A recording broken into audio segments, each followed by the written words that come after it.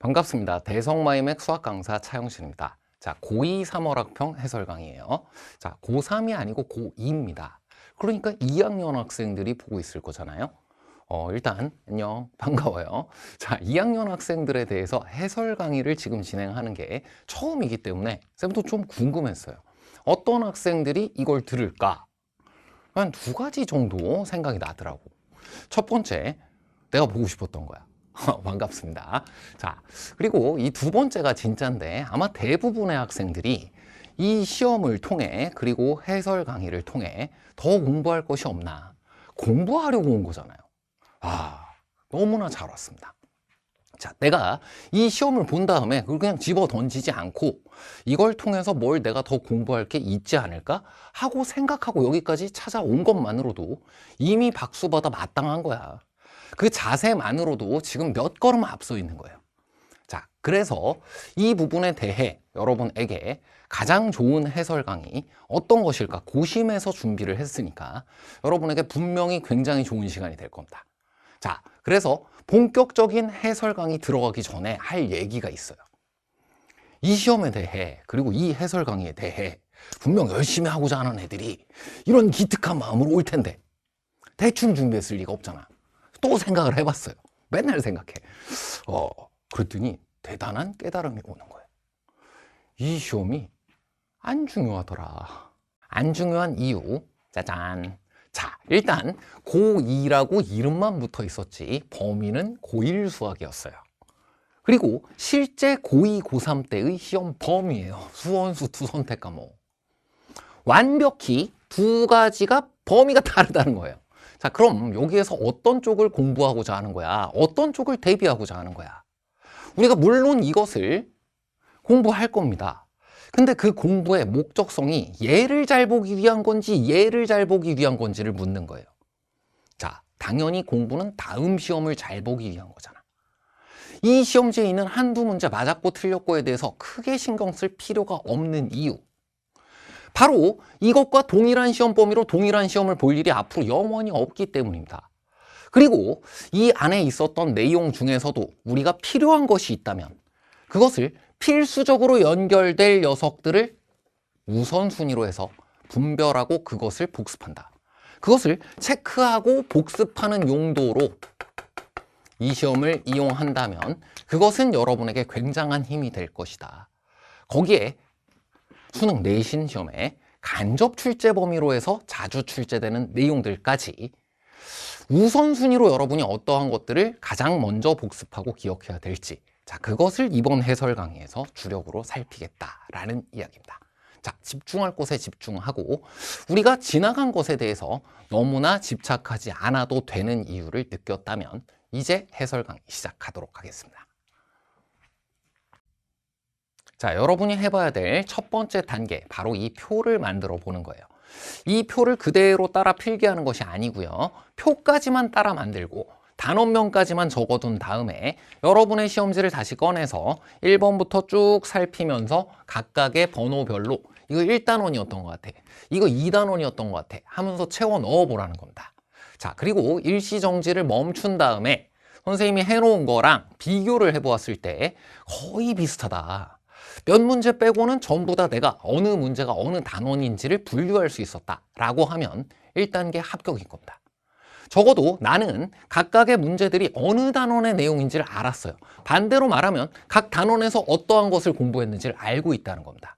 그리고 여러분이 앞으로 뭔가 필요에 따라 이 부분을 복습해야 할 때 어떤 내용을 복습할 때 어느 단원으로 가야 될지를 안다는 뜻이에요. 자, 그래서 이것을 반드시 스스로 해보고 잘 되지 않았던 단원이 있다고 한다면 그 부분에 대해서는 교과서라든지 여러분이 문제집 어떤 것을 통해서 공부했던지 간에 그 부분의 내용들을 한 번 정도는 더 눈여겨봐둘 필요가 있다. 자, 그럼 이것을 이제 어떻게 해설 강의를 진행을 할 거냐? 각 단원별로 진행을 할 거고요. 그 단원별로 여러분이 가장 주목해야 될 문제들을 지금 동그라미 쳐놓은 것이고요. 해설 강의 진행할 때 이 문제들을 쌤이 강조했던 이유들을 발견할 수 있을 것이고 그걸 중심으로 복습하면 돼. 그게 우리가 앞으로 공부할 수원수투라든지 내신 수능 시험을 대비하기 위해서 꼭 필요했던 중요 내용들에 해당하는 거니까 여기까지 확인하시면 되고요. 자, 다항식 단원 매우 필수적인 단원이고 방정식과 부등식 단원 내용이 많았기 때문에 부담스러울 수 있는 단원이지만 중요 내용들을 중심으로 정리하게 되면 꼭 까다롭지만은 않습니다. 이 두 가지가 잘 준비되어 있을 때는 수원수투 공부해 나가는데 큰 도움이 돼요. 그리고 이 세 번째 도형의 방정식은 사실 다 X 치고 싶었습니다. 자, 이 21번 문제는 특히나 이 부분에 대한 내용, 기하를 선택한 친구 아니면 이 정도까지 어려운 내용을 하나하나 점의 자취를 표현해 나가면서 다뤄야 할 일. 이거 고3 끝나고 수능 시험 볼 때까지 없을 가능성이 거의 99%다. 그래서 내가 이 부분을 너무 좋아했던 극소수의 학생이 있을 수 있고요. 그래서 기하를 선택할까 하는 학생이 있다. 그렇다면 도전해 보도록 한다. 나머지 내용들을 중심으로 해서 필수적인 내용을 쌤이 정리해 줄 거다. 자, 그 다음 집합과 명제 파트. 생각보다 이 부분은 여러분이 수투 잘 공부해 나가고 고득점하기 위해서 꼭 필요한 파트가 되겠습니다. 함수 파트도 마찬가지이고요. 단 너무 어려운 문제들은 여기에 있는 유리함수, 무리함수를 소재로 많이 공부할 필요가 없어요. 그래서 21번, 30번 문제에 여러분이 나중에 만날 가능성이 가장 적은 문제들이므로 이런 문제들은 신경 쓰지 말고 조금 더 여러분에게 개념적인 것을 명확히 할 수 있는 문제들을 중심으로 정리한다. 여기까지 보시면 되겠고요. 자, 경우의 수 파트는 내가 확률과 통계를 선택하게 되는 혹은 확률과 통계를 학교에서 공부하게 되는 학생들이라고 한다면 27번 등을 중심으로 해서 한 번 더 살피면 되겠습니다. 해설 강의는 각각의 단원별로 모두 진행하도록 하겠습니다. 자, 그럼 다항식부터 살펴보도록 하겠습니다. 자, 주로 연산 위주로 이루어져 있는 기본적인 내용들이기 때문에 이 부분을 어렵게 느낀 친구들은 많이 없을 거예요. 자, 하지만 이게 수투에서 정말 중요하게 쓰여. 하나도 빠짐없이 너무 중요하게 쓰이니까 이 부분에 대한 복습은 한번 강조하고 보도록 하겠습니다. 자, 1번, 6번에서는 각기 다항식의 합차 곱목, 그리고 다항식의 곱셈 정리 및 인수분해 등에 대한 내용을 내가 제대로 하고 있는지 체크하시면 되겠고요. 극한 미분 계산 등에 모두 필수적으로 쓰이는 녀석들이니까 이 부분을 반드시 복습해 두어야 된다. 자, 그 다음은 15번 문제 볼게요. 이게 이 내용 위에 뭐가 있었지? 보면은 항등식이라는 개념을 공부했고요. 그리고 거기에서 파생되어서 나머지 정리, 인수 정리 등을 공부했는데 그 내용들이 바로 15번, 24번에 해당하는 내용들이고요. 얘네들은 어디에서 주력으로 이용이 되냐? 바로 수투 고난도 문제에서 주력으로 이용되는 내용들이 되겠습니다. 그래서 15번이나 24번에서 어려움을 혹시 느꼈던 친구 있다고 한다면 이 파트에 대한 복습이 반드시 필요하다는 거예요. 자, 그럼 15번 문제부터 보도록 하겠습니다. 자, 문제에 주어져 있는 항등식 표현에 먼저 밑줄 긋고요. 이것은 받아 적어도 좋습니다.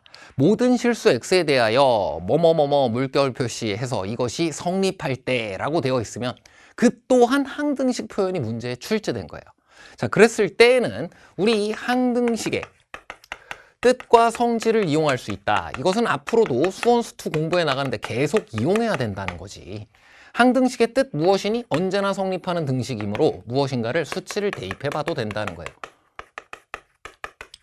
그리고 성질 무엇이지? 이거 다항식에서만 이용이 되는 건데 이게 개수 및 차수가 완벽히 똑같아야 항등식이 된다. 그래서 개수를 비교해 볼 수 있다라는 거야.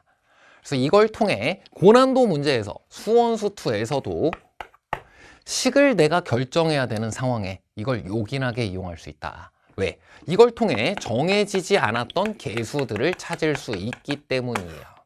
자, 그럼 15번 문제 제일 먼저 이 읽어낸 것을 가지고 첫 번째 수치를 대입해 보도록 하겠습니다. x 이퀄 마이너스 2를 대입하면 돼요. 자, 어떻게 이렇게 쉽게 찾을 수 있었지? 문제를 보면 p 마이너스 2를 구하라고 했으니까 대입해 달라라고 부르짖고 있잖아. 그리고 또 x 플러스 2라는 인수에다가도 밑줄을 그어 놓도록 합니다. 아, 인수분해 등과 같이 공부했고 인수정리 등과 같이 공부하도록 돼 있는 녀석이었기 때문에 그러한 것들을 실제로 우리가 힌트로 받아들일 수만 있다라고 한다면 뭔가를 발견해 나가는 것도 많이 어렵진 않아. 자, 좌변에 마이너스 2를 대입하고 우변에 마이너스 2를 대입하고 그렇게 했을 때에도 이건 무조건 성립해야 된다는 겁니다. 자, 마이너스 8, 마이너스 4, 마이너스 6, 마이너스 2 이렇게 되고요. 우변이 마이너스 2a가 되는 것으로 x 플러스 2의 px 꼴이 그 인수를 가지고 있기 때문에 사라져 버렸어요. a의 값이 구해지네. 미정계수 a의 값을 10이라고 구해낼 수 있었고요. 자, 이것을 통해 주어진 항등식을 전체 모양을 완벽히 결정할 수 있었습니다. x 세제곱 마이너스 x제곱 더하기 3x제곱 3x 그리고 뒤에 붙어 있었던 것이 마이너스 2고요. 자, 우변에 있었던 게 x 플러스 2의 px 그리고 플러스 10x가 된다라는 것을 이제 a의 값을 결정했으니까 알게 되었는데, 자, 여기서 이제 두 번째 단계입니다. 꼭 이렇게 풀이하시길 바랍니다. 좌변을 이제 모두 넘겨서 다시 한번 정리해 주게 되면 마이너스 7x 마이너스 2 이퀄 x 플러스 2의 px다 이렇게 되었을 텐데, 자, 여기에서 우리에게 지금 사소한 문제점이 생겼잖아요. 나는 p 마이너스 2를 구하고 싶은데 마이너스 2를 집어넣으면 사라져버려. 근데 이 상황을 사실 여러분이 앞으로도 자주 만나게 됩니다. 그래서 미분 파트를 공부할 때 여러분이 절반만 공부하게 되지 않으려면 지금 이것을 1 인수분해 해주고요. 2 나누어 주고요. 그 다음 식을 다루어서 px라는 녀석을 구해내고 처리해 줘야 한다. 이 방향으로 지금 풀이를 안 하잖아요. 만약 좌우변을 미분해가지고 풀이하는 풀이 등 내가 설명할 수 없는 풀이를 하잖아요. 그러면 수투 가서도 절반밖에 알 수가 없다. 그래서 1층부터 잘 쌓아야 2층까지 정확하게 쌓을 수가 있게 되는 겁니다. 자, 그럼 좌변을 인수분해하는 것부터 살피도록 하겠습니다. 좌변을 fx라고 해볼게요. 여기서 인수분해를 하고 싶은데 바로 인수를 찾을 수가 없어. 그럼 어떤 것을 이용하면 좋겠니? 이름이 알려줍니다. 인수정리를 이용하면 좋아요. 그리고 내가 나누고 싶다 그랬어. 이렇게 0으로 만드는 어떤 인수를 찾아 인수분해하고 나누어서 삭제하는 것 수투에서 계속하게 되는 내용이다 라고 했으니까 지금부터 연습을 이건 해두어야 된다는 거야? 맞습니다. 자, x에다가 마이너스 2를 집어넣었을 때 집어넣어보면 0이 되는 것을 찾을 수 있고요. 사실 앞서 주어져 있는 식에 마이너스 2를 집어넣었을 때 여기가 제로고 나머지를 다 해서도 제로였잖아. 그러니까 사실 자연스러운 것이기도 합니다. 마이너스 2를 넣었을 때 제로가 돼. 이걸 찾았으면 우리 인수정리에 의해 무엇을 찾은 것과 같아요? fx라는 녀석이 x 플러스 2를 인수로 갖는다라는 것을 찾은 것과 같고, 남은 부분, 이 몫에 해당하는 부분이 똑 떨어진다는 것을 알게 되는 겁니다. 자, 그래서 조립제법을 해설지에 있는 것처럼 연습 한번 해보고 확인해 보는 거. 앞으로 여러분이 2, 3차식, 4차식까지 다룰 수가 있게 되는데 그 식에서 인수분해하면서 식을 다룰 때 큰 도움을 주게 될 부분이므로 연습해 두면 좋고요. 만약에 내가 여기에서 조립제법을 쓰기가 귀찮아, 혹은 나중 가면 어떻게 될지 모릅니다, 까먹었어요, 막 그렇게 되면 이거 항등식이지, 계수 비교도 할 수 있었어. 지금 어떻게 한 거예요? 최고차항끼리 곱해서 x세제곱이 되도록 한 거고요. 상수항끼리 곱해서 마이너스 2가 되도록 한 거고요. 항등식에서 수치 대입을 이용할 수 있었던 것처럼 언제든 계수 비교 또한 이용할 수 있다라는 것을 확인하고 있는 중이다. 그래서 가운데에 있는 이 x에 대해서 뭐가 들어갈지만 생각해 주면 되고, 그 다음은 얘를 비교해도 되고 얘를 비교해도 돼요. 마이너스 x제곱을 비교해 주는 게 좋겠네요. 이렇게 곱하고 이렇게 곱한 것이 x제곱에 대한 2x가 되고요. 이게 얼마가 돼줘야 마이너스 x제곱이랑 같아지는지 물음표가 떴었는데 바로 살펴보게 되면 마이너스 3x가 돼주면 되겠다. 자, 그리고 둘을 전개해서 x제곱항을 비교해 주면 됩니다. 맞네요. 자, 여기까지 살폈으면 이제 px라는 녀석을 여기 좌변에 있는 것을 뭐라고 쓸 수 있으니까 x 플러스 2에 x제곱 빼기 3x 빼기 1로 쓸 수 있으니까 삭제해 주면서 px를 구할 수가 있게 됩니다. 그리고 이와 똑같은 계산을 어디에서 많이 하게 된다고? 수투 극한 미분에서 수도 없이 하게 되고요. 미분의 모든 것을 얻어내기 위해 반쪽짜리 공부를 하지 않기 위해 반드시 필요한 풀이 방법이라고 했습니다. 자, 그럼 마지막으로 구하라고 했던 p-2. 이제는 이 인수가 사라졌기 때문에 구할 수가 있게 됩니다. 4-2를 집어넣었으므로 6 빼기 1 해주면 정답 9가 됨을 확인할 수 있었고요. 자, 15번 문제, 만만치 않았던 문제입니다. 복습해 볼 개념, 바로 항등식의 뜻과 성질이 첫 번째. 두 번째, 이 항등식의 뜻을 이용해서 나머지 정리, 인수 정리 등을 밝힐 수가 있게 되어 있어요. 그래서 인수 정리를 이용해서 간단히 우리가 인수 분해를 해나갈 수 있는 하나의 인수를 찾을 수 있었다라는 것이고요. 그걸 통해 인수 분해를 할 수 있었다. 이렇게 식을 다루는 것을 앞으로 많이 이용하게 되니까 이 15번 문제 같은 문제를 만났을 때에는 식을 다루어서 인수 분해하고 나누어서 그렇게 처리하는 거다. 여기까지 보시면 되겠습니다. 자, 다음은 24번 문제. 이 항등식에 의해서 나머지 정리와 인수 정리 등을 공부하게 되는데 그것에 대해서도 고배점 문제가 자주 출제됩니다. 그래서 24번 문제를 통해서는 일단 다항식의 나눗셈, 어떤 px라는 다항식을 x제곱 플러스 1로 나눈 몫을 qx라고 하고 나머지를 rx라고 하면, 자, 이 나머지는 너보다 차수가 낮은 식으로 나타나야 된다. 이것이 다항식의 나눗셈이라는 첫 번째 복습할 개념이고요. 자, 그 다음은 여기서 몫이 얼마다라고 되어 있냐면 3x 플러스 1이라고 되어 있어요. 나머지가 뭐라고 되어 있냐면 x 플러스 5라고 되어 있어요. 자, 여기까지를 적을 수 있었다? 그럼 나는 뭘 할 수 있는 것이다? 다항식의 나눗셈이라는 가장 대표적인 항등식을 적을 수 있는 거다. 자, 그럼 이제 두 번째, 여기에서 여기 밑줄 긋습니다. px를 x-1로 나눈 나머지. 자, 이와 같은 나머지 정리, 인수 정리 표현들은 추후 미분과 관련됩니다. 자, 이게 무엇이냐면 P1이다 라는 게 나머지 정리예요. 그래? 이게 이거라고? 나머지 정리에 의해. 그럼 이 문제 이제 다 끝난 거네요. 이 PX가 구해졌으니까 P1 대입하면 나올 거 아니야. P1 대입하면 그게 나머지 래매. 1 대입해주면 정답이 22가 나와요. 답이야. 근데 왜 이렇게 되지? 그것을 항등식으로 설명해 두면 가장 좋습니다. 자, 나머지 정리라는 것은 이와 같은 거다.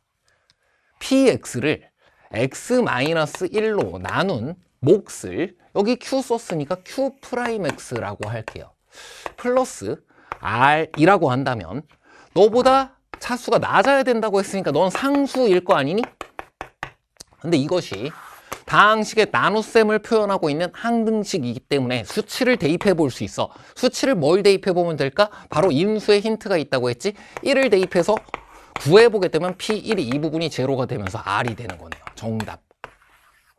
아, 앞에 15번에 있었던 항등식을 뜻대로 다루어 보는 것만으로도 나머지 정리, 인수 정리 등 앞으로 우리가 자주 이용하게 될 중요 개념들을 빠짐없이 원리까지 복습하게 되는구나. 자, 다음은 방정식과 부등식 두 번째 단원 같이 살펴보도록 하겠습니다. 자, 여기서부터는 각 단원에서 공부하는 내용들이 제법 많게 느껴지기 때문에 뒤죽박죽되고 나중 가서 아무것도 안 남고 이렇게 되기가 쉬운 곳이에요. 자, 그래서 여기서 공부했던 제일 중요한 내용 먼저 정리하고 시작하도록 하겠습니다. 자, 뭐 3차 방정식도 배웠었던 것 같고요. 복소수도 배웠던 것 같고요. 그치, 허수, 아이 이런 걸 처음 봤던 것 같아. 자, 하지만 경중을 고려했을 때 이 방정식과 부등식 단원에서 제일 중요한 것, 으뜸은 바로 여기에 적혀있는 이 두 가지입니다. 자, 에게 나 2차 방정식, 2차 부등식 이미 풀 줄 아는데 라고 하더라도요, 이것이 수능시험, 평가원 시험 등에서 최근 준킬러 소재로까지 엄청 이용되고 있는 제일 핫하고 중요한 내용이란 말이야. 일단 기본적인 풀이에서부터 원리적으로 뭐 이거 근의 공식도 있고요. 인수분해도 있고요. 완전 제곱식도 있고요. 자, 그럼 모든 것들을 완전히 꼼꼼하게 이용할 수 있도록 준비해 둔다. 하나. 그리고 두 번째, 이게 고난도 문제의 소재로 계속 이용될 수 있는 것은 이게 2차 방정식 거기서 끝나는 게 아니라 이 2차 방정식과 2차 함수의 그래프 사이의 관계를 공부하기 때문이다라는 거예요. 그 경쟁적으로 평가원뿐만 아니라 교육시험까지 3학년 수능시험, 평가원 시험 거기서 제일 많이 출제되고 있는 내용이다. 그리고 이 2차 함수를 통해 2차 부등식의 양수인 부분, 음수인 부분을 바로 이 2차 함수를 통해서 얻을 수 있도록 그래프를 통해서 설명하도록 되어 있으니 얘네들이 불가분의 관계, 뗄래야 뗄 수 없는 관계로 완전 밀착해서 지나다닐 수 있도록 그렇게 복습하는 것을 이 단원 전체의 최우선 목표로 해주시라 라는 것이 지금 이 방정식과 부등식이라는 좀 거대한 단원에 대해서 우선순위를 잘 결정하는 방법이 되겠습니다. 자, 그럼 강조했던 28번 문제부터 바로 보도록 하겠습니다. 자, 고난도 문제이지만 이런 문제는 놓쳐서는 안 된다는 거예요. 매우 어려운 문제이지만 이것을 정확히 설명할 수 있으면 돼. 자연수 n에 대하여 직선 이 녀석이 2차 함수 이 녀석의 그래프와 만나는 두 점의 x좌표를 x1, x2라고 하자. 자, 2차 함수가 지금 y 이퀄 x제곱 마이너스 4x 플러스 4라고 돼 있고요. 그리고 직선이 y 이퀄 n이라고 돼 있어요. 얘네 둘이 만나는 점의 x좌표를 어떻게 구할 거냐? 그게 바로 이 둘 사이의 관계였던 겁니다. 이 둘이 만나고 안 만나고 그리고 만난다면 어디에서 만나고 등을 모두 뭘로 설명하도록 되어 있다? 이것의 연립방정식이에요. 이 연립방정식의 해는 이 두 함수의 그래프에서 x좌표뿐 아니라 y좌표까지 같아지는 순간을 말하는 것이기 때문에 방정식 이 녀석의 실근이 무엇이 된다고? 이건 별표 쳐놔야 돼요. 이것이 바로 이 두 곡선 및 직선의 교점의 x좌표가 된다. 이건 끝까지 쓰인다고 했어요. 여러분이 대학 가는 그날까지. 자, 그럼 이제 그 다음 보도록 하겠습니다. 이 방정식을 진짜 풀면 이 문제에서 원하는 x1과 x2를 구하게 된다는 거잖아요. 그 좌표가 이 녀석의 실근이라고 했으니까 그걸 x1, x2 구하면 되는 건데 그럼 어떻게 구할 수 있냐? 자, 넘겨서 인수분해 해볼까요? 넘겨가지고 이것을 근의 공식을 이용해 볼까요? 둘 다 좋은 방법이 아닙니다. 지금 제일 좋은 방법은 이 2차 방정식의 풀이 가장 기본적인 것이지만 세 가지 모두 익숙하게 완벽히 해두라고 했고요. 인수분해뿐 아니라 근의 공식뿐 아니라 완전 제곱식까지. 완전 제곱식이 근의 공식의 기본 원리이기 때문에 앞으로 수능시험, 평가원 시험, 수원수2를 공부해 나갈 때에는 여기에서 공부했던 것들의 원리가 우대받는다는 겁니다. x 빼기 2의 제곱이잖아요. 그게 n이기 때문에 제곱근 x 빼기 2라는 녀석은 플러스 마이너스 루트 n이잖아요. 자, 그럼 x는 2 플러스 마이너스 루트 n이잖아요. 가장 빠른 계산술일 뿐만 아니라 이 완전 제곱식 자체를 발견하고 그것을 이용하도록 하는 것이 앞으로 여러분이 보게 될 많은 시험에서 계속 끊임없이 이용된다. 이것 자체가 발견 대상으로 중요하다. 자, 그 다음 이것을 정확히 이해하고 나면 수원에서 공부하게 되어 있는 거듭제곱근 등과도 친숙해질 수 있고 그 내용들을 금방 이것과 동일하게 취급할 수 있게 되기 때문에 정말 결정적인 역할을 하게 됩니다. 자, 두 가지 2차 함수와 직선 사이의 위치 관계였어요. 하나는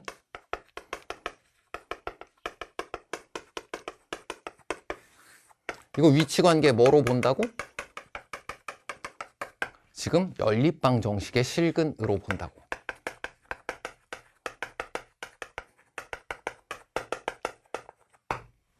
그리고 두 번째, 이 2차 방정식을 풀이하는 기본 원리 자체를 완전 제곱식까지 완벽히 꼼꼼히 해두도록 한다. 자, 그럼 그 다음은 어렵지가 않습니다. 자, 두 근을 지금 현재 x1, x2라고 했는데 만약에 x1이 더 작다고 한다면 그 녀석이 2-루트 n일 거고요. x2가 2 플러스 루트 n일 거예요. 자, 우리가 구해야 하는 수는 2분의 절대값 x1, 절대값 x2거든. 자, 생김새 때문에 잠시 당황했다거나 겁먹었다거나 했을 때에는 그것에 대해 어떤 표현 때문이었고 어떤 행동을 했어야 되는지 어떤 기준을 가지고 있어야 됐었는지를 정리해 두면 되겠습니다. 자, 절대값 기호였고요. 절대값 기호는 양수일 때는 그대로 두면 되고 음수일 때는 부호를 뒤집어 줘야 되기 때문에 경우 분류입니다. 그리고 그 경우 분류의 기준이 주어져 있어요. 양수, 음수, 별, 경우 분류인 거예요.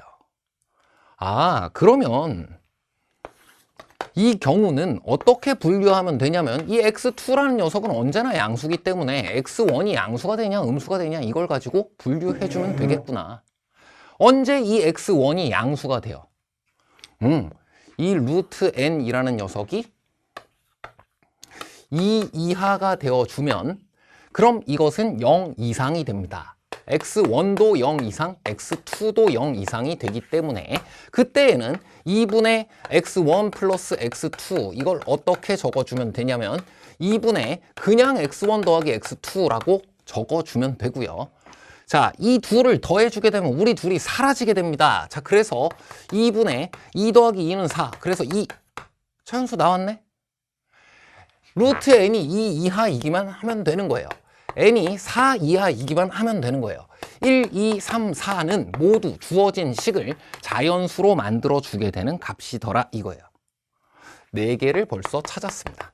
자, 그럼 그 다음은 반대 방향으로 경우를 분류해 주면 되겠습니다. 자, 루트 n이 이번에는 2보다 클 때가 문제가 되는 건데 루트 n이 2보다 커지게 되면 넌 여전히 양수라고 하더라도 이것이 음수가 돼요.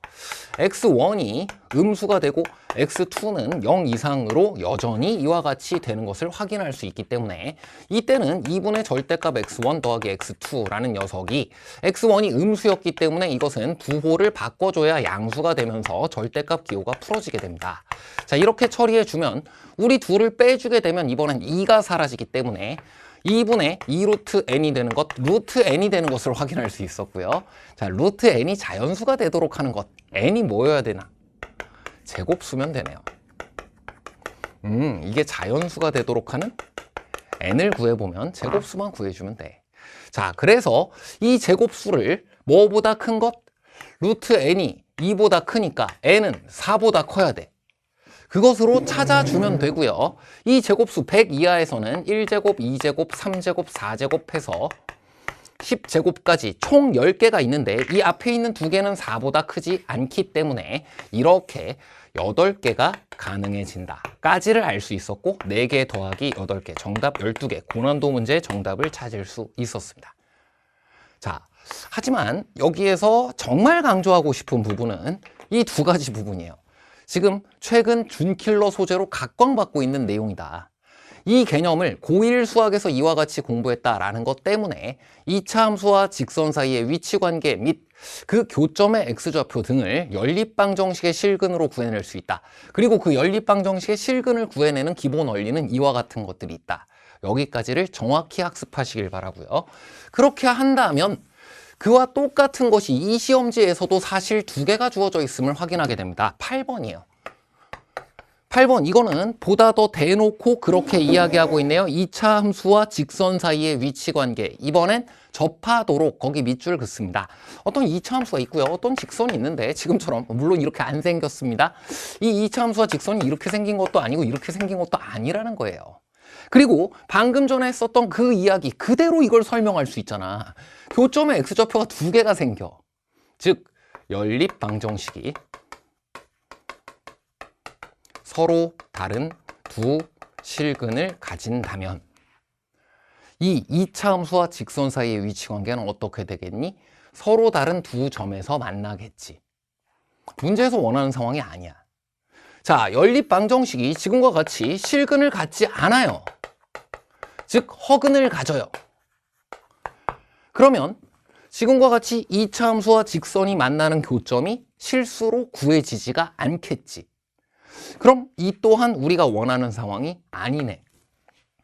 그래서 이것을 연립방정식에 대해서 판별식 D가 0보다 클 때, 이것에 판별식 D가 0보다 작을 때 라고 말하고 이 녀석을 연립방정식에 대해서 판별식 D가 0일 때, 즉 중근을 가질 때 라고 처리할 수 있는 것입니다. 자, 그래서 연립해서 중근을 갖도록 해서 이 문제를 처리해도 되고요. 자, 중근이라는 것은 식으로 따지면 어떻게 표현이 되냐. 자, 원리가 언제나 유리하다라는 것을 이야기해 주기 위해 이 설명을 하는 겁니다. 앞으로 여러분이 공부해 나갈 때 이거 고1 수학에 대한 것을 복습할 때 뿐만 아니라 수원, 수투 그리고 여러분이 수능 시험 그 날까지 공부해 나갈 때 이걸 꼭 기억해 달라는 거예요. 원리대로 공부하면 우대 받는다. 자, 일단 연립을 해볼게요. 중근을 가져야 된다. 꼭 판별식을 써야만 하는 것이 아니라는 거야. 연립해 보면 x제곱 플러스 ax 플러스 a제곱 이퀄 우변이 지금 마이너스 x인데 넘겨줘요. x제곱 플러스 a 더하기 1의 x 플러스 a제곱 이퀄 0인데 어떻게 하면 돼? 이게 중근을 가지려면 이걸 인수분해했을 때 겹친다. 중근 완전 제곱식이잖아요. 자, x 플러스 a의 완전 제곱식은 x제곱 더하기 2ax 플러스 a제곱입니다. 이 녀석과 이 녀석의 개수를 비교해 보면 2a와 a 플러스 1이 같아야 하므로 a의 값은 1이다. 정답이네요. 자, 여기까지 살피시면 되겠고요. 자, 이 8번과 28번이 숫자도 마음에 들어요. 차쌤이 8 숫자도 굉장히 좋아하거든. 2의 세제곱이고. 그래서 이 두 개의 문제가 가장 중요한 핵심 포인트였다. 그리고 같은 맥락에서 2차 부등식을 정확히 처리할 수 있도록 하는 것도 2차 함수의 그래프와 결부지어서 복습해주면 좋다. 14번 및 18번이고요. 18번 문제는 이따가 명제 파트에서 다시 한번 살펴보도록 하겠습니다. 자, 그리고 여기 보면 지금은 이제 고1 범위만을 가지고 이것을 처리하다 보니까 복소수, 허수, i에 해당하는 것이 무려 3문제나 나와 있어요. 자, 그런데 이 부분은 사실 방정식과 부등식 전체 내용을 놓고 보았을 때 그렇게까지 큰 분량을 차지하고 있는 부분이 아닐 뿐더러 앞으로 여러분이 수원, 수투를 공부해 나가는 데 있어서 그렇게까지 큰 의미를 갖는 부분이 아닙니다. 그래서 지금은 10번 문제를 간단하게 같이 처리해 볼 건데, 자, 5번이나 17번 같은 거 이제 어떻게 생각해 주면 되냐.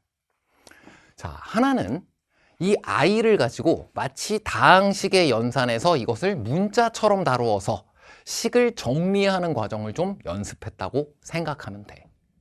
그리고 5번처럼 매우 기본적인 상황, 제곱해가지고 음수가 되도록 하는 거, 루트 속에 음수가 들어가 있는 것, 이런 것들이 실근으로 실수로 존재하지 않는다 정도를 이해하면 그럼 수원, 거듭제곱근 등을 공부하는 데 있어서 도움을 받게 돼요. 자, 거기까지를 이해했으면 그 다음은 사실 우리가 어떤 다항함수를 다룰 때 혹은 그 방정식을 다룰 때 그 개수가 실수로 개수가 주어져 있는 방정식이다 라고 하면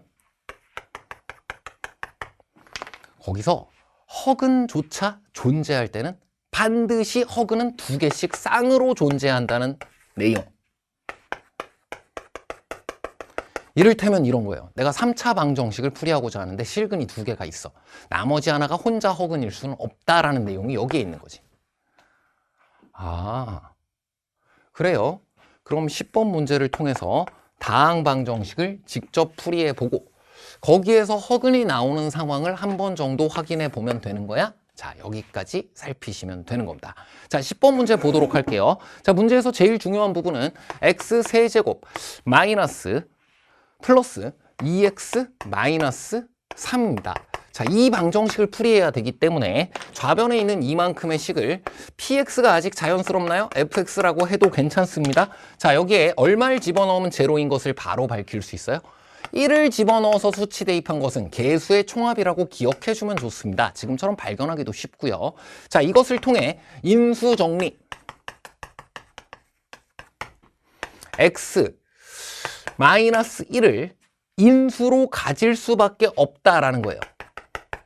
인수 정리를 이용하여 인수분해하는 것까지가 지금 현재 우리가 수2를 준비해 나가는 상황에서 제일 중요한 내용이 되고, fx라는 녀석이 x-1을 인수로 갔기 때문에 나머지 부분을 뭘로 구할 수가 있어요? 여기에 대해서 몫에 해당하는 것을 직접 나누어서 구해도 좋고 조립제법으로 구해도 좋습니다. 자, 하지만 언제든 우리가 수치 대입과 관련된 요소를 이용할 수 있는 것처럼 개수 비교도 이용할 수 있다 하였고, 아까 한 것처럼 보게 되면 개수를 비교했습니다. 지금과 같이 처리할 수 있고, 그리고 그 가운데에 있는 x의 개수 또한 조금 더 익숙해지면 x제곱이 없어져야 되는 것을 확인해 보게 되면 우리 둘을 곱한 게 마이너스 x제곱이므로 우리 둘을 곱한 게 x제곱이 되려면 플러스야. 이렇게 빠르게 쉽게 인수분해를 통해 식을 결정하는 방법도 있다. 자, 그래서 이 녀석이 뭐랑 같은 것이냐면 x-1에 x제곱 더하기 x 플러스 3 이퀄 제로다. 이렇게 되는 거잖아요.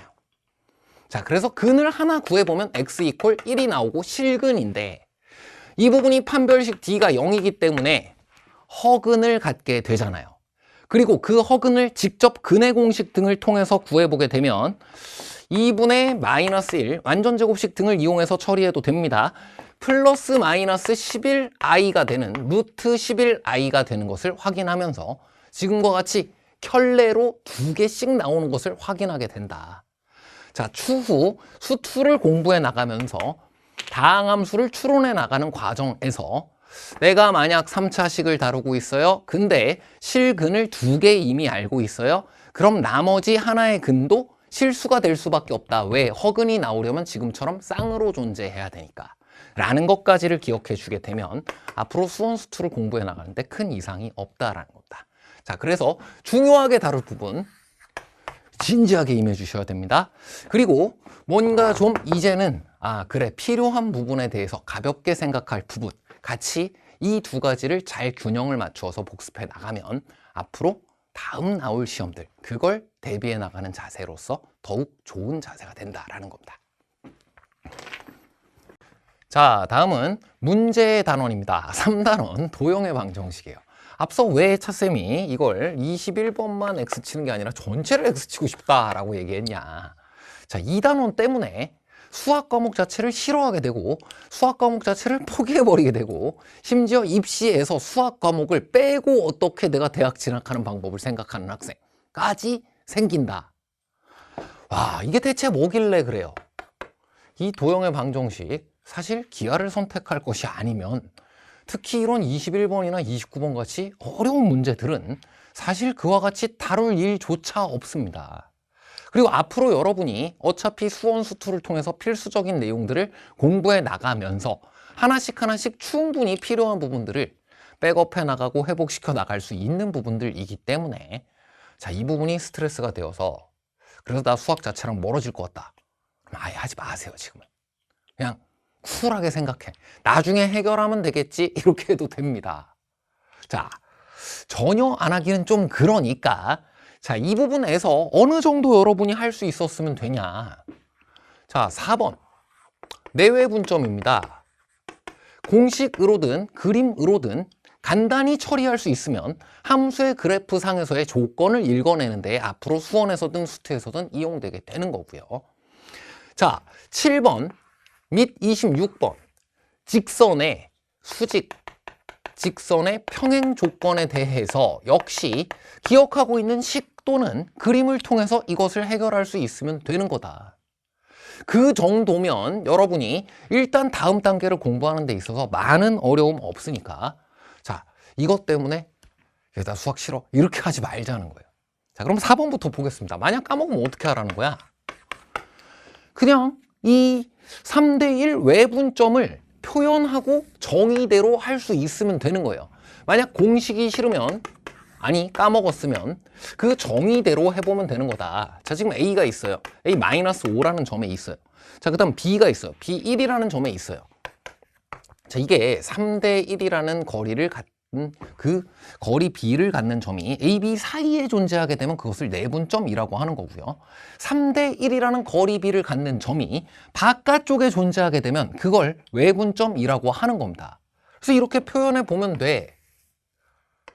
요게 K면 나는 3K가 된다? 외분점의 정의예요. 그럼 이 사이가 몇 K가 되니? 2K가 되는 것이 눈에 보이고, 그럼 이 마이너스 5와 1, 정중앙에는 마이너스 2가 있기 때문에 여기가 3이고 여기가 3이고 여기가 3이니까 나는 4다 이렇게 처리하고 마이너스 5, 3 더해주면 마이너스 2, 3 더해주면 1, 그 다음이 4다. 3씩, 3씩, 3씩 등 간격으로 되어 있기 때문에 A로부터 이 점까지의 거리와 B로부터 이 점까지의 거리의 B는 3대 1이다. 처리하면 되는 거고요. 어차피 이와 같이 그림을 그릴 수 있냐 없냐가 제일 중요한 포인트가 되는 것이다. 자, 마찬가지의 맥락에서 4번 문제뿐만 아니라 7번 문제, 26번 문제 등을 수직 조건, 두 직선이 수직이려면 M1과 M2를 곱한 것이 마이너스 1이다. 자, 추후 어차피 미적분 선택 과목뿐만 아니라 수2에서도 미분을 다루고 기울기를 다루는 것은 그건 필수이기 때문에 자, 이것이 수직 조건이고 M1과 M2가 같아지는 것, 이것이 바로 평행 조건이 된다라는 것을 정확히 설명할 수 있으면 7번 및 26번 문제를 접근할 수 있게 되고 이것이 우리가 수2 내지는 미적분을 공부해 나가는 데 있어서 직선의 기울기 등을 다루는 데 있어서 알아야 될 정보가 되는 거다. 이 또한 만약 까먹었다고 하면 지금 7번 문제 같은 경우에는 주어져 있는 직선의 기울기가 2y = 마이너스 3x 플러스 1 이런 식으로 되기 때문에 2로 나누어 주게 되면 y = 마이너스 2분의 3x 플러스 2분의 1 해서 마이너스 2분의 3이라는 기울기를 가진 직선의 수직이 되어야 된다라는 겁니다. 마이너스 2분의 3의 정의대로 역시 표현해 주면 돼요. 그럼 이것과 수직이 되기 위해서 어떻게 되어야 되니? 3, 2인 것을 똑같이 다시 그려주게 되면 동그라미 X, 동그라미 X 똑같은 이 직각삼각형이 동그라미 X, 동그라미랑 X 더해서 이게 90도가 되니까 여기가 90도가 되는 거지. 그래서 기울기가 3분의 2가 되어줘야 된다. 그래요. 주어진 직선과의 지금 내가 구하려고 하는 직선과의 기울기의 곱이 마이너스 1이 된다라는 것을 기억하지 못했다라고 하더라도 하나씩 차분히 그려가면서 복습을 했을 시에는 충분히 친숙해질 수 있는 내용이다. 그래서 하기 싫으면 너무 빨리 이것을 처리하려고 하기보다는 좀 미뤄두어도 된다. 자, 한 김에 정답까지 구해보면 원점을 지나는 직선이고 6,a를 지난다고 했으니까 이 직선 원점 지나는 직선으로 이미 구해졌네요. y = 3분의 2x이고요. 6, 어디를 지나니 6을 집어넣어서 처리하면 정답 4가 되는 것으로 확인할 수 있습니다. 자, 이렇게까지 해서 필수적인 내용이 한 이 정도 된다. 공식으로든 그 정의 및 그림으로든 설명할 수 있도록 이 부분만큼은 내가 지금 당장은 좀 싫다 하더라도 포기하지 않고 끝까지 해나갈 수 있기를 바란다라고 했고요. 뭐 9번이라든지 29번이라든지 원의 접선입니다. 공식 기억 안 나면 어떻게 하면 되냐면 2차 함수와 직선처럼 연립하고 D0 해주면 돼요.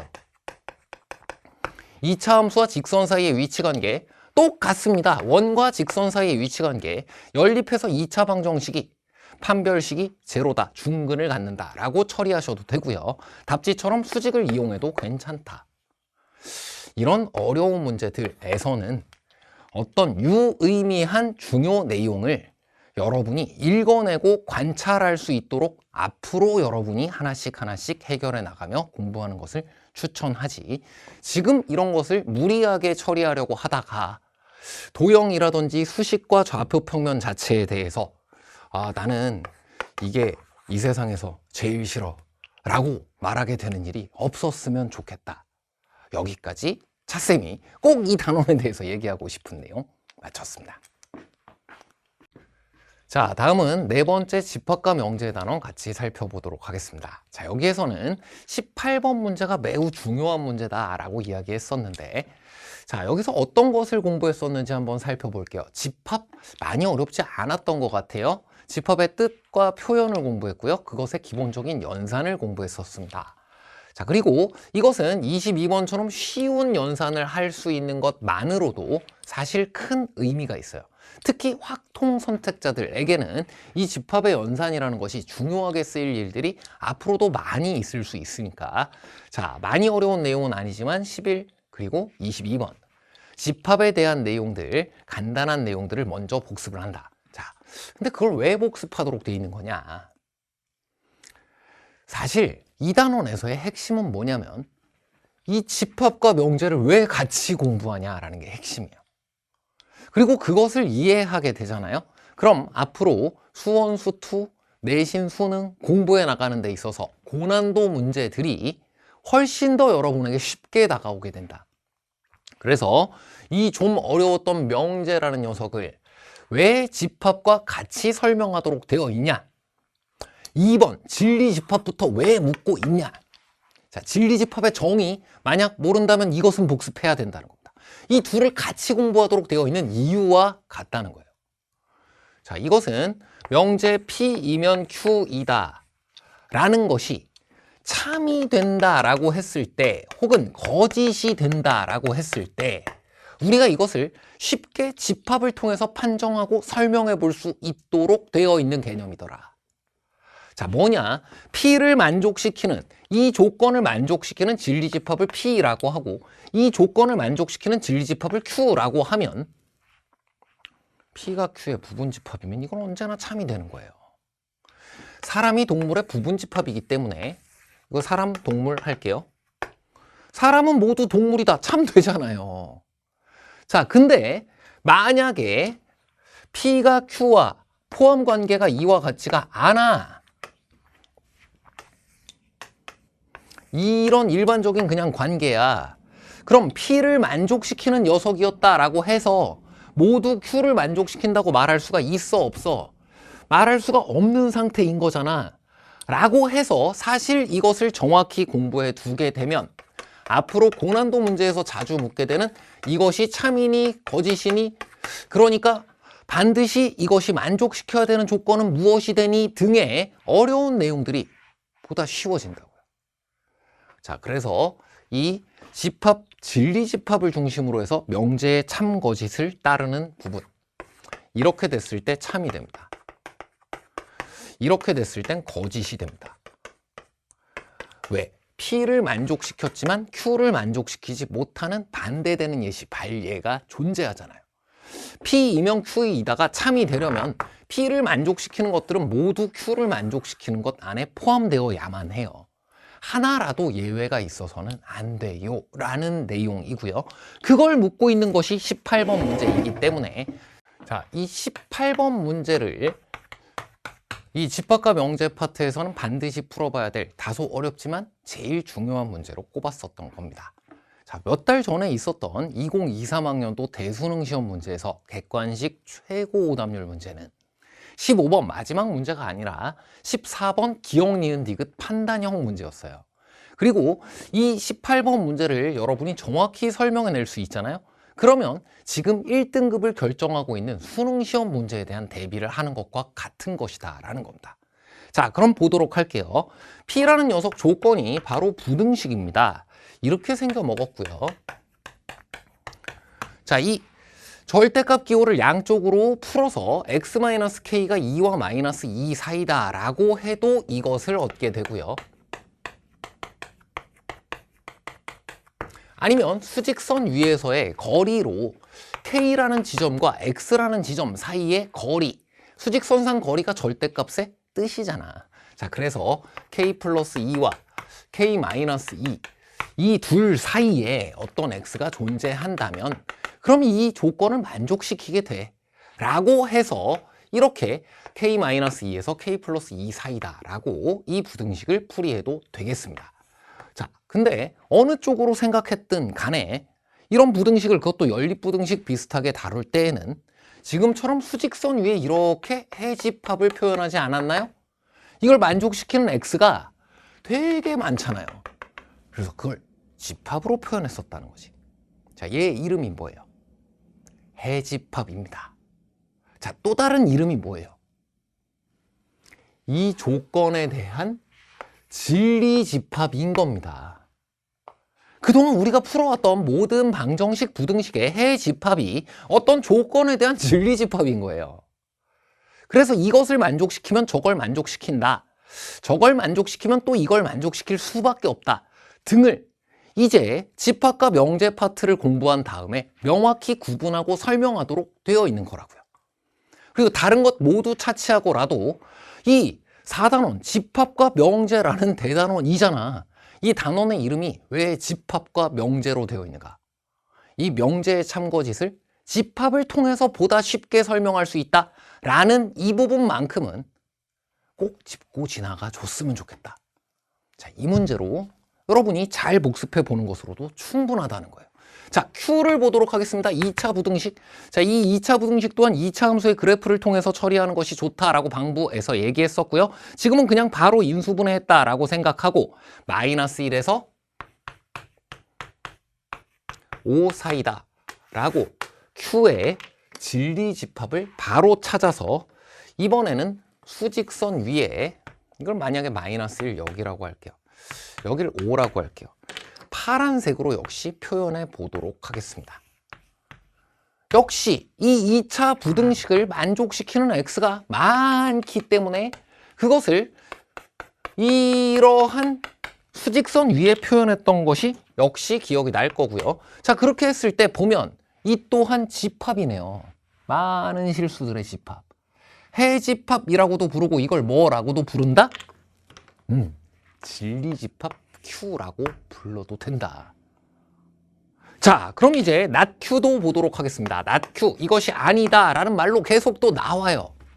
미분 가능한, 미분 가능하지 않은, 연속인, 불연속인 다 부정입니다. 자, 이렇게 되었을 때 이것은 뭐라고 얘기할 수 있냐? x가 5보다 크다 이거나 또는 x가 마이너스 1보다 작다 라고 표현이 되고 이것을 진리집합으로 표현해 보면 Q를 만족시키는 것이 이거니까 Q를 만족시키지 않는 것은 뭐겠어요? 이것의 여집합이 되는 겁니다.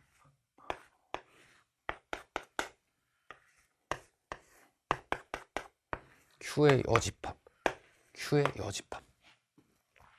자, 한 번의 문제에 주어져 있는 P이면 Q이다가 거짓이고 P이면 not Q이다도 거짓이 되어야 된다를 한 번에 생각하긴 어려우니까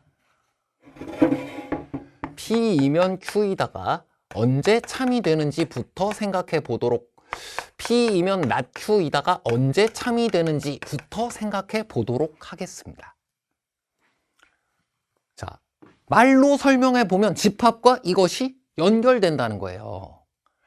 P를 만족시키면 Q를 무조건 만족시킬 수밖에 없다라는 것이 이거 아니니? 그렇다면 P를 만족시키는 집합이 Q를 만족시키는 집합의 부분집합이라는 뜻 아니니? 사람이 동물의 부분집합이니까 사람이면 동물이다가 참이 되는 것처럼. 오케이. 오, 알았어요. 저 P라는 녀석이 이것보다 좀 좁긴 하잖아요. P가 이렇게 들어오잖아? 이러면 이 답은 아닌데 이렇게 되면 P이면 Q이다가 참이 된다고. 이렇게 폭락 P가 Q에 포함되어선 안 돼. 자, 그리고 이것도 보도록 하겠습니다. 만약 P가 이렇게 들어오잖아요? 그러면 P이면 not Q이다가 참이 되지 않니? 여기다가 해봐도 돼. P가 1로 오게 되면 P인 것은 모두 Q가 아니다 라고 말할 수 있게 되잖아. 아, 이런 식으로 P가 만들어지면 이번에는 미가 참이 되는구나. 그래서 P는 Q의 부분집합이 되면 안 될 뿐만 아니라 Q의 여집합, 이 바깥쪽에 있는 부분에 모두 포함되어서도 안 되겠구나. P가 여기에 모두 솔랑 들어가 있어도 안 되고 P가 이 바깥으로 모두 다 튀어나와 있어도 안 된다. 일부는 이 안에 있어야 되고 일부는 이 바깥에 있어야 된다. 끝. 자, 그렇게 하나 해보도록 하겠습니다. 이렇게 생겼어요. 그러면 P이면 Q이다 참이니? 아니, 이런 부분이 있잖아. 그럼 P이면 낮추이다 참이니? 낮추인 부분도 있는데 P이면 낮추이다 그 또한 거짓이지. 왜? 이런 부분이 있잖아. 그래서 이런 식으로 P집합이 Q집합에 일부 걸치도록 하는 것이 이 문제의 정답이었던 겁니다. 마이너스 1 근처로 일부 걸치도록 하는 것, 5 근처로 일부 걸치도록 하는 것, 언뜻 생각해봐도 여기서 나오는 개수와 여기서 나오는 개수가 같을 것으로 보여지고요. 그 부분을 해설지를 보고 다시 참고해서 복습해보면 되는 건데, 자, 여기서는 정답이 중요한 게 아니라 그랬어요. 다시 한번 생각해보자 이거야. 이건 뭐랑 똑같은 이야기냐면, PD님, 이 포유류 중에 육지에 살지 않는 녀석이 있는 거 아세요? 고래가 포유류 맞나요? 맞아요. 모든 포유류는 육지에 산다. 포유류는 육지에 산다. 참이니 거짓이니? 고래가 있잖아. 자, 그럼 이제 함수단원 같이 살피도록 하겠습니다. 자, 함수단원도 적잖이 많은 내용을 공부했던 단원으로 기억이 되는데, 자, 이 단원에서는 여러분이 복습할 때 가장 먼저 관심 두어야 되는 최중요 요소가 무엇이냐? 자, 23번. 어찌 보면 가장 쉬운 문제에다 동그라미를 쳐놨어요. 자, 이 함수단원에서 공부하는 가장 중요한 내용으로 쌤이 꼽은 것은 무리함수도 아니고 유리함수도 아니고 함수의 그래프를 이렇게 그려나가는 것도 아니고, 자, 물론 그 내용들도 추후에 여러분에게 도움이 되겠지만 제일 중요한 내용은 바로 이 23번에 있었던 것처럼 집합과 집합 사이의 원소 사이의 대응으로 함수를 정의하는 거다. 함수는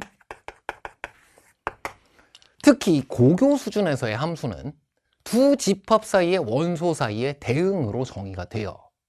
그래서 이 하나의 첫 번째 집합을 우리가 뭐라고 부르는 거고요? 정의역이라고 부르는 거고요. 이 또 하나의 집합을 공역이라고 부르는 겁니다. 지금 여기 23번 문제 같은 경우는 4개까지밖에 없네요. 자, 그리고 이 대응 관계 자체를 표현하는 방법이 여러 가지가 있었을 뿐 정의역의 각 원소마다 공역의 원소를 하나씩만 짝지워주는 대응, 이것이 함수다라는 것을 읽어내고, 그리고 그것의 다양한 표현을 여러분이 동일한 것으로 받아들일 수 있도록 하는 것, 그게 실제 수능시험, 평가원 시험, 여러분이 고1, 고2에서 공부하게 되는 대부분의 내용에서 가장 필수적으로 이용되는 내용이다. 그래서 23번 문제를 고른 겁니다. 이거 함수인가요? 함수입니다. 정의역의 각각의 원소들, 모든 원소들마다 공역의 원소들이 하나씩만 다 대응되어 있잖아요.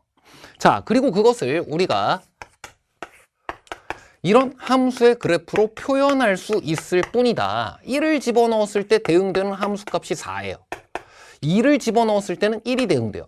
3을 집어넣었을 때 2, 4를 집어넣었을 때 3이 각각 대응되므로 이와 같이 점 4개만 딱 찍어주게 되면 지금 현재 정의역의 원소가 4개인 이 함수의 그래프는 모두 완성이 되는 것이고, 이 점이 각각 함수의 대응 관계를 의미하는 거다라는 걸 읽어낼 수 있는 것만으로도 수원수투에서 이만큼 유리해지는 거야.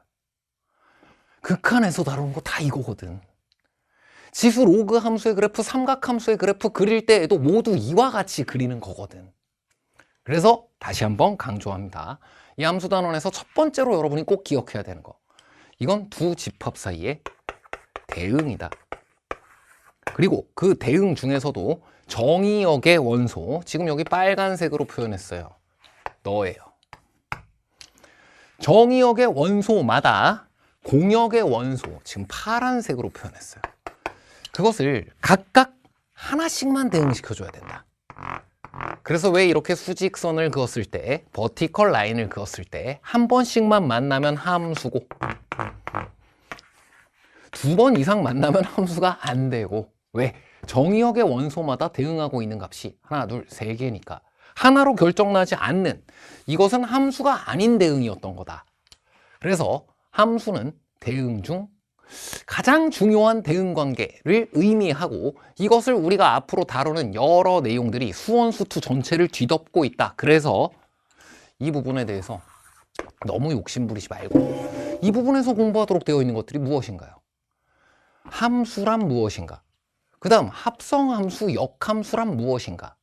그리고 1대1 대응, 1대1 함수, 그리고 상수함수, 항등함수 등이 무엇인가? 가장 기본적인 함수의 대응 관계들에 대해서 공부하게 됩니다. 그래서 1번 요 녀석을 먼저, 그 다음 두 번째로 그 내용에 속하는 이 녀석을 그 다음 유리함수 및 무리함수 등에 대해서 공부했던 나머지 내용들에 대한 것들은 이거 무리함수 이거 그릴 수 있는 것처럼 유리함수도 한 요 정도 그릴 수 있으면 돼요. 그걸 소재로 해서 고난도 문제를 미리 살펴본 것에 해당하는 20번, 30번 같은 경우는 쌤이 지금 살짝 도와주는 것 가지고 살짝 경험 정도 해보면 되는 것이지 앞으로 지수, 로그 함수 열심히 하시면 됩니다. 유리함수, 무리함수 등을 직접 소재로 한 문제가 이와 같이 고난도 문제로 출제되는 것은 당분간은 여러분이 볼 일이 없게 되기 때문에 자, 이 부분에서 무리하지 말고 일단 이 부분에 대해 집중한다. 그것이 곧 최근 수능 시험 문제, 평가원 시험 문제, 그리고 수원 수투에서 여러분이 만나게 되는 모든 문제들에 제일 먼저 쓰이게 되는 내용이다. 자, 그럼 23번 보도록 하겠습니다. 자, 이와 같이 되어 있는 대응 관계가 함수의 대응 관계인데 지금 이것은 1대1 대응이기 때문에 반대로 이쪽을 정의역으로 해서 이쪽으로 공역의 원소를 잡고 반대로 대응을 찾았다라고 생각해도 하나씩만 대응이 되므로 반대 대응도 함수예요. 그러므로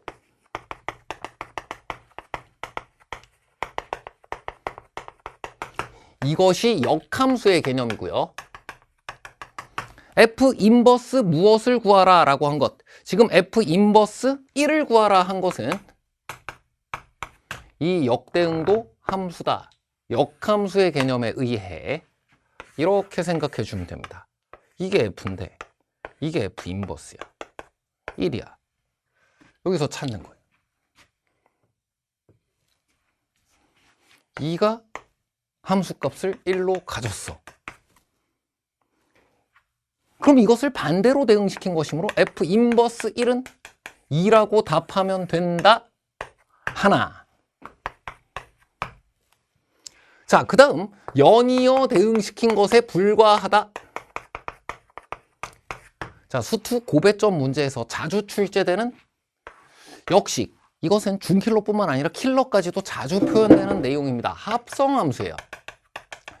자, 그러나 이것은 여러분이 미적분 선택 과목을 선택하지 않았을 시에는 이것을 미분하고 그래프를 그리는 것이 중심이 아니라 이렇게 두 번 대응시키는 것이 중심이고 이것을 묻기 위해 여러분에게 앞으로 문제들이 출제돼요. 역함수가 무엇이고 합성함수가 무엇인지를 정확히 이해하면 되는 거야. 자, 합성함수 F에 얼마를 구하라고 했어요? 1을 구하라고 했어요. 두 번 연이어 대응시킨 것이 합성함수라는 것을 알고 있으면 F1 주어진 대응관계로부터 찾으면 4입니다. 그럼 그 4를 다시 정의역의 원소로 해서 F라는 함수의 대응관계를 다시 4에 대응하는 함수값을 찾으면 3이에요. 끝! 자, 역함수 및 합성함수의 대응관계를 이와 같은 집합 모델을 통해서 그냥 하나하나 읽어낼 수만 있어도 되는 문제인데 그걸 제일 중요하다. 별표 치고 강조했던 것을 꼭 기억해 주시길 바랍니다. 여러분이 2학년, 3학년 공부해 나가면서 그리고 여러 문제들을 만나면서 진짜 이 함수단원에서 공부했던 내용이 우리의 문제풀이 및 공부에 어떻게 쓰이는지 여실히 체감하게 될 것이다. 자, 그럼 그런 의미에서 역시 집합 사이의 대응관계다라는 것만으로 아직 그래프 그리지도 않았어요. 13번 문제 하나 더 보도록 하겠습니다. 자, 거기서 공부하도록 되어 있는 것이 이와 같이 이건 항등함수라고 불러요. 똑같은 게 나온다는 뜻이야. 이건 상수함수라고 불러요. 1, 2, 3, 4, 5 중에 지금 답이 나오도록 돼 있으니까 어느 하나의 값으로 모두 다 지금과 같이 몰리게 되는 것. 상수함수이고요. 함수의 그래프로 나타나게 되면 fx는 이렇게 y = x로 나타나게 됩니다. 는 거랑 같은 게 나와. 는 거랑 같은 게 나와. 자, 그 다음 이런 녀석은 y = c라고 해서 지금과 같이 x축과 평행한 직선으로 나타나게 됩니다. 널 넣어도 같은 거, 널 넣어도 같은 거, 널 넣어도 같은 것이 나와.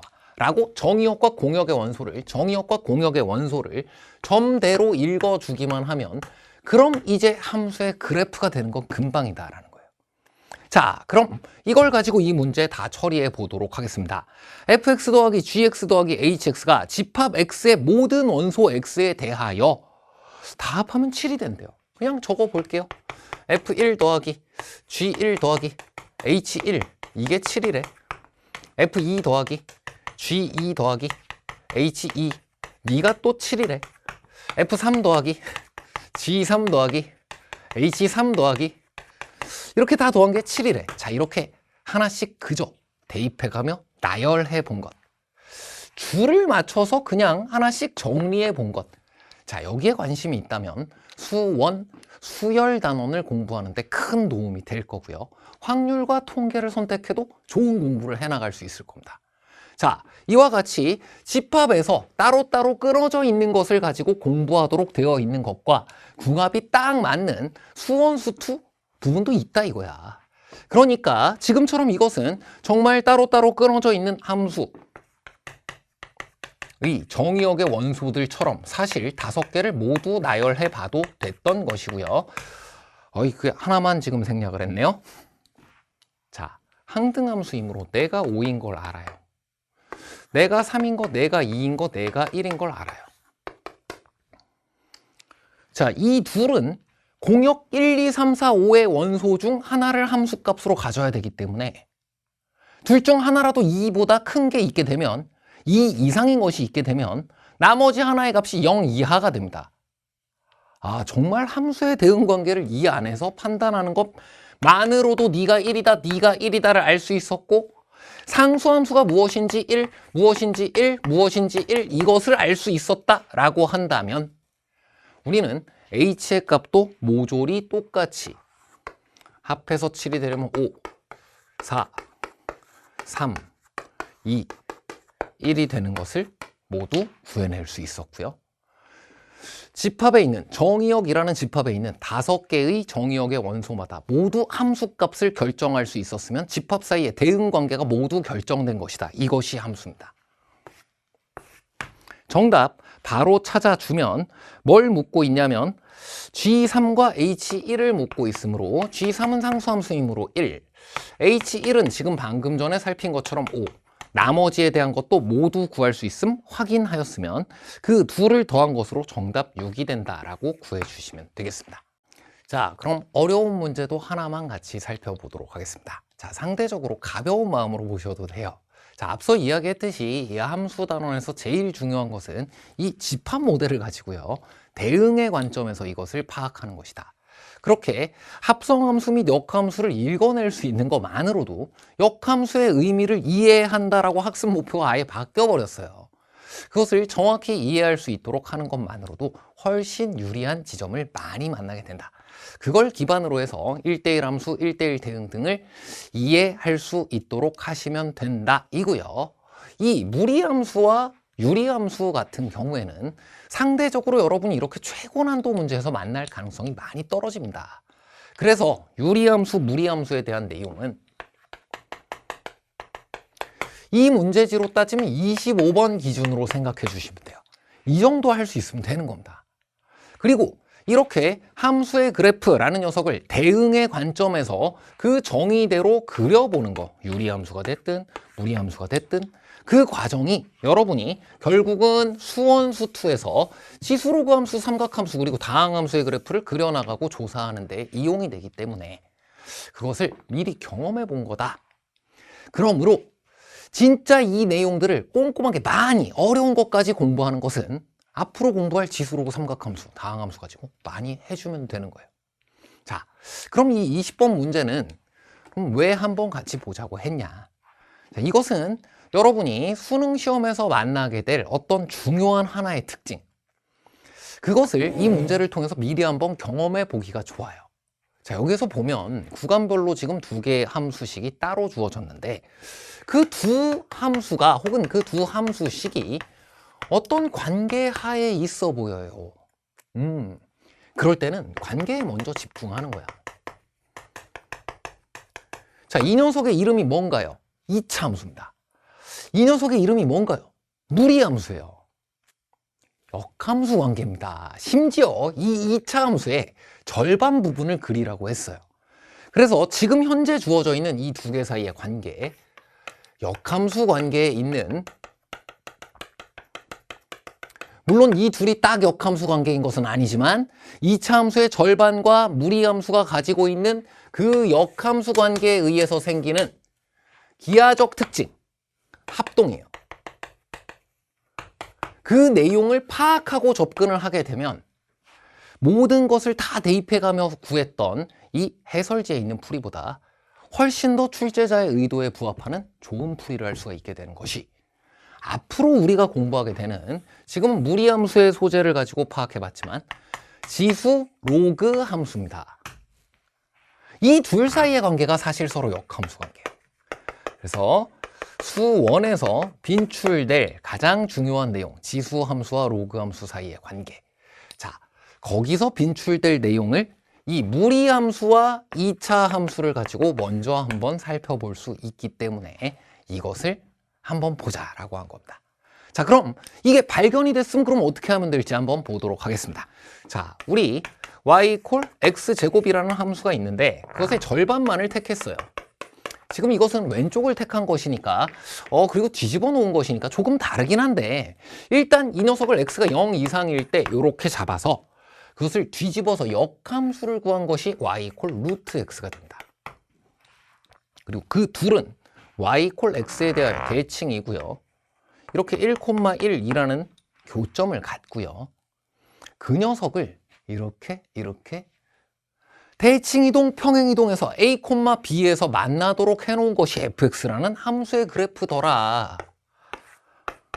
자, 그리고 평행이동, 대칭이동에 대한 것도 지수, 로그 함수, 삼각함수 등을 공부하면서 계속해서 다시 복습하게 되어 있으니까 만약 평행이동, 대칭이동 이런 합동인 도형을 이용하기 위해서는 필수적인 요소인데 이런 것이 불편하게 느껴지잖아? 그럼 하나씩 천천히 순차적으로 하시면 돼요. 자, 이 녀석을 일단 지금과 같이 뒤집어 봤어요. y = -x제곱. 그리고 그 녀석을 a만큼 b만큼 평행이동을 시켜봤어요. 지금처럼 이렇게. 그 다음 a보다 왼쪽 범위만 남겨봤어요. 그럼 이거랑 똑같은 것은 아니지만 그거랑 똑같은 것이 이쪽에 있는 것, 그걸 가져다 놓은 것이라고 생각할 수 있겠네? 맞습니다.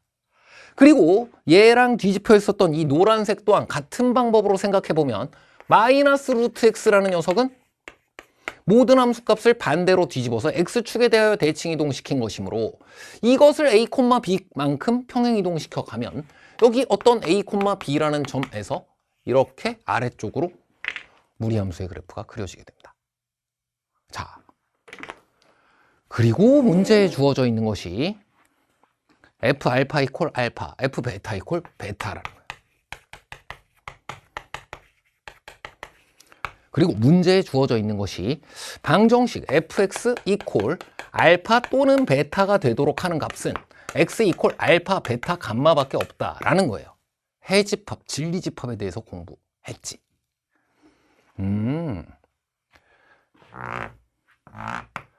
이런 점은 y = x와의 교점들이야. 그리고 그 교점들에 대해서 어떤 일이 벌어져야 되냐면 그 근이 하나가 알파, 하나가 베타, 이게 알파이든 이게 베타이든 y = x와 만나는 점이 이렇게 생겨 있다라고 한다면 그럼 올라갔다 내려오면서 만나게 되므로 4개를 만나게 돼. 다른 모든 경우를 생각해 보아도 알파 및 베타가 이와 같이 밑으로 내려가게 되면 알파 및 베타를 만나게 되는 점이 4개가 된다는 거예요. 그래서 사실 이 끄트머리에 있는 꼭지점에 해당하는 녀석이 알파든 베타든 한쪽이 될 수밖에 없다라는 것이고요. 그것이 알파와 베타, 지금과 같이 항등함수 위에 있어야 되고 대칭 지점 위에 있어야 하기 때문에 이 부분이 그대로 그려지게 된다. 같은 이유로 무리함수에서도 이 부분이 이 부분이 그대로 그려지게 된다. 알파와 베타 사이의 간격은 지금과 같이 1이고 너는 1이고 너도 1이 되는, 우리가 기본적으로 원점 근처에서 그렸던 함수의 그래프를 평행이동해서 가지고 온 것을 이용했을 때 최선의 풀이가 나오게 된다까지를 이렇게 살필 수 있다라는 거고요. 자, 아직 익숙치 않았어도 괜찮습니다. 이러한 내용들을 앞으로 두 함수 사이의 관계를 가지고 공부하게 될 것이고요. 그때 그 함수의 그래프의 성질을 공부하고 평행이동, 대칭이동 등의 기하적 아이디어들이 주어졌을 때 그때 발견하실 연습을 해주면 된다. 알파, 베타, 감마가 지금 등 간격으로 되어 있는데 다 더해서 15가 되려면 1 빼지고 1 더해진 것이므로 네가 평균 5여야 되고 네가 4여야 되고 네가 6이어야 된다까지를 모두 알 수 있고, 알파 더하기 베타가 9인 것을 여기다가 집어넣어 주고 A라는 값 자체가 지금 여기가 A, A로 만들어지게 됨을 5로 만들어지게 됨을 확인할 수 있었기 때문에 9를 집어넣어서 정답을 구해주게 되면 마이너스 2 플러스 5, 정답은 3. F9 이퀄 마이너스 2 플러스 5, 정답은 3. 이렇게 구해지게 되는 겁니다. 자, 다소 어지러웠던 친구들 있을 수 있고요. 그럴 때 어떻게 하라고? 이 함수의 그래프 및 유리무리 함수에 대한 그 부분의 부담에선 차라리 그래, 한 25번 정도 할 수 있으면 그냥 벗어났으면 좋겠다. 이렇게 함수의 그래프를 제대로 그리고 표현해 나가는 과정은 이제 수원수투에 있는 것을 가지고 하면 되고 그 안에서 이와 같은 것을 발견할 수 있을 정도로 하시면 된다. 여기까지 살펴보고요. 자, 함수 단원, 제일 부담스러웠던 단원을 마지막으로 보면 이게 확통 선택자들이 조금 아쉬워할 것 같아요. 그래서 경우의 수 파트에 있는 내용, 자 3번 공식이고요. 그냥 곱의 법칙 등으로 구해질 수 있는, P 등으로 구해질 수 있는 것들은 확통을 굳이 선택하지 않았어도 가장 기본적인 내용들은 같이 챙겨두는 것을 권장합니다. 왜? 여러 경우의 수를 구하도록 하는 것은 수열 등에서도 나올 수가 있고요. 수원수투에서도 나올 수 있기 때문입니다. 자, 그리고 12번, 27번 등이 있는데, 자, 여기에서는 이 27번 문제 하나만 같이 살펴보도록 할게요.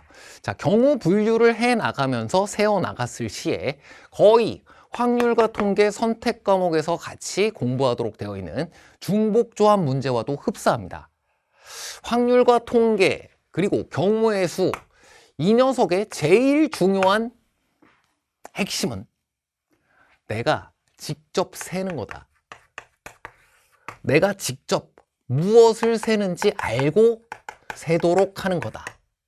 그러기 위해서는 직접 내가 무엇을 세었는지 표현해 봐야 된다. 그럼 이 문제들 중 제일 어려운 문제에 해당하는 27번도 사실 별다른 거 공부하지 않은 상태로도 풀이할 수 있다. 자, 보겠습니다. 27번 문제, 뭐 인형이 있는 것 같아요. 근데 이 둘이 구분이 안 된다고 했고, 이 둘이 구분이 안 된다고 했어요. 여기서 5개를 사는 방법을 구하래요. 그러면 얘랑 얘를 구분 안 한다 그랬거든. 얘를 사나 얘를 사나 똑같으니까 5개를 세는 방법의 수를 내가 세는데, 자, 뭘 세는지에 집중하는 겁니다. 그러면 이건 샀냐 안 샀냐, 2개 샀냐, 1개 샀냐, 몇 개를 샀는지 그 개수만 중요한 거잖아요. 얘를 샀는지 얘를 샀는지를 구분을 안 한대. 안 산 건 달라. 2개를 산 건 또 달라. 근데 얘를 1개 샀냐 얘를 1개 샀냐는 그건 구분하질 않아. 그러면 5개면 절반 이상을 사는 거니까 사실 생각처럼 많은 경우가 생기지 않는 것 같아요. 나보고 진짜 그 상황에 가보라고 한다면 5개 사라고 하면 하나씩 다 고른 다음에 하나를 더 산다거나, 아니면 뭔가 집중적으로 사려고 하다가도 하나가 남아서 다른 걸 사게 될 것 같아요. 경우를 직접 분류해서 세면 됩니다. 1. 4가지 다 사기. 4가지를 모두 산다라고 한다면 일단 하나씩을 모두 샀을 거 아니에요? 거기서 널 산 거, 널 산 거, 널 산 거, 널 산 거 4가지가 있겠지. 자, 정답의 절반을 이미 구한 겁니다. 자, 그 다음 두 번째. 네 가지를 다 사는 게 아니라 세 가지만 살래. 그럼 현재 이 그림 기준으로는 너를 사는 방법이 있고요. 너를 사는 방법이 있고요. 너를 사는 방법이 있고요. 너를 사는 방법이 있네요. 이렇게 네 가지로 분류를 하고 나니까 안 살 걸 골랐어도 되네. 여사건의 아이디어, 여집합의 아이디어입니다. 집합과 명제에서 공부했었기 때문에 지금 네 가지 중 거의 다 사고 있기 때문에 나머지 반대쪽을 생각하는 것이 좋다라는 것을 나중에라도 지금처럼 캐치하게 되고요. 그 다음에는 여기에서는 대부분을 두 개씩 사게 돼요.